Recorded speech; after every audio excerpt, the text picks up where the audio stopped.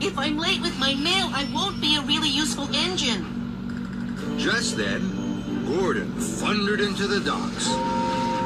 Out of my way! Express coming through! Salty moved out of Gordon's way.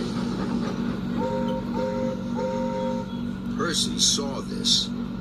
I wish I was as loud as Gordon. Then everyone would chuff out of my way. Gordon collected his passengers. Then he huffed grandly away. Out of my way! Express coming through! So Percy pumped his pistons and peeped as loudly as he could. Out of my way! Circus tree coming through! Thomas and James were surprised.